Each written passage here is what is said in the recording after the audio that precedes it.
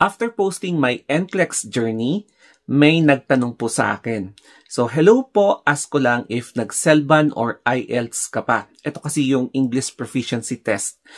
I passed my NCLEX exam last December 7, 2024. Board of Nursing ko is Alberta din. I was just wondering if ni-require din kayo mag-CELBAN or IELTS. Kasi hindi ko pa nakukuha license ko since need ko pa nga daw mag-IELTS or CELBAN. Thank you sa pagsagot.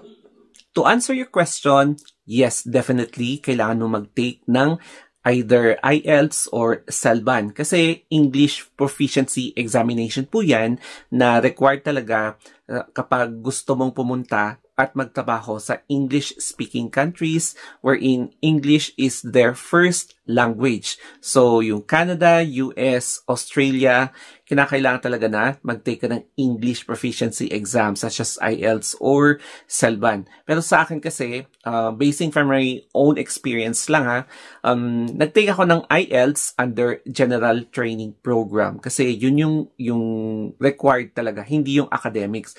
Academics kapag papasok ka doon as a student, tourist, mga student visa, mga ganyan, mag-aaral ka doon.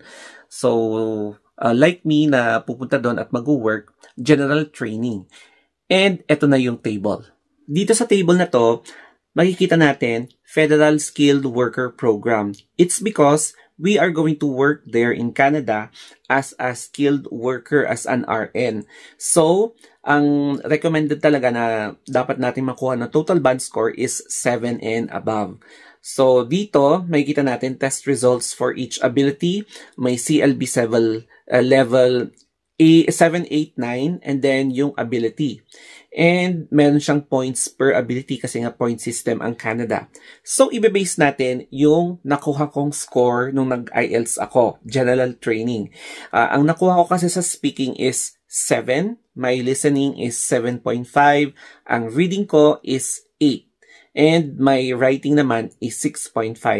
And my total band score is 7.5. So, acceptable naman kapag meron kang 6.5 pero kailangan na dapat 7 yung average mo. For example, nakadalawa kang 6.5, kailangan mong i-7 yung dalawa para kapag ito-total nila, magiging 7. Pero, the higher the score, the higher the points kasi point system ang Canada.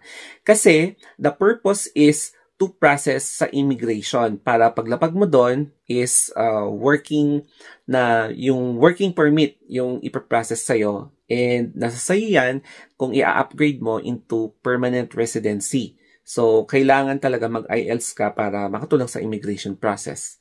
And I hope na clear yung explanation ko.